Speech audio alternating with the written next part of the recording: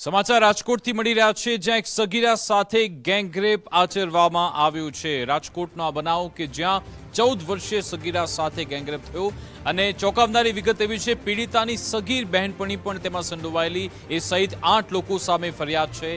સગીરા સાથે કારમાં 3 લોકોએ દુષ્કર્મ આચર્યું હતું। દુષ્કર્મ કેસમાં પોલીસે 4 આરોપીને ઝડપી પણ લીધા છે અને આ કેસમાં હવે ધરપકડનો દોર શરૂ થયો છે। સોશિયલ મીડિયાથી સગીરા આરોપીના સંપર્કમાં આવી હતી।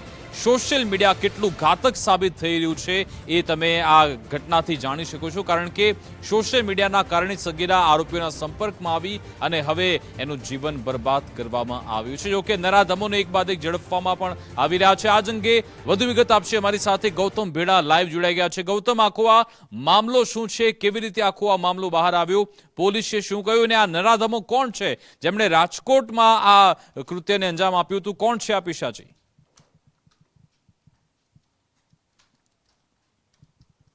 जी ચોક્કસ સમગ્ર વિગતની વાત કરવામાં આવે તો આ જે કિસ્સો છે તે મા બાપ માટે લાલબત્તી સમાન કિસ્સો કહી શકાય, કેમ કે એક સગીર વયની જે યુવતી છે તે તેના બહેનપણીના કહેવાથી અને સોશિયલ મીડિયાના આધારે અમુક શખ્સોના સંપર્કમાં આવે છે ને ત્યારબાદ તેની સાથે આ રીતના દુષ્કર્મો આચરવામાં આવે છે। આ જે મામલો છે તેમાં કુલ અત્યાર સુધીમાં 8 જે વ્યક્તિ છે તેની સામે ગુનો નોંધાયો છે અને 8 વ્યક્તિના નામની વાત કરવામાં આવે તો જે સગીરાની જે બહેનપણી હતી તેનું નામ પણ સામે આવ્યું છે। આ ઉપરાંત દેવિલ ઉર્ફે સાહિલ નામનો વ્યક્તિ છે। આ ઉપરાંત સાહિલ ઉર્ફે ઝેરી નામનો વ્યક્તિ છે। મિહિર કુગસિયા કે જે અગાઉ પણ પોલીસ ચોપડે ચડી ચૂક્યો છે તેનું નામ પણ આ જે આખું દુષ્કર્મનો જે મામલો છે તેમાં છે। આ ઉપરાંત રજાક ટેબા, ધવલ, આસિફ સામદાર અને સુલતાન સવાણ આ લોકોના નામ આ ફરિયાદની અંદર નોંધાયા છે, જેમાંથી લગભગ 4 જેટલા શખ્સો સામે પોલીસે કાર્યવાહી પણ હાથ ધરી છે। પરંતુ સવાલ એ છે કે જે સોશિયલ મીડિયા છે તે કેટલું ઘાતક બની શકે છે અને સોશિયલ મીડિયાને લીધે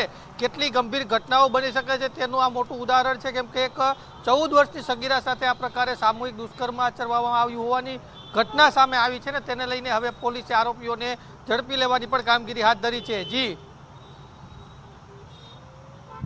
બિલકુલ, આભાર તમામ જાણકારી આપવા બદલ, અમારી સાથે જોડાવા બદલ। હવે પોલીસ આ સમગ્ર કેસમાં આરોપીઓને ઝડપી રહી છે। જો કે માતા પિતા માટે લાલબત્તી સમાન કિસ્સો છે, જે તમારા દીકરા દીકરી આખરે મોબાઈલની મદદથી ક્યાં શું કરી રહ્યા છે જાણવું અત્યારે ખૂબ જરૂરી બની જાય છે, કારણ કે ક્યાંક એમનું જીવન નર્ક તો નથી બની રહ્યું ને એ જાણવું જરૂરી છે।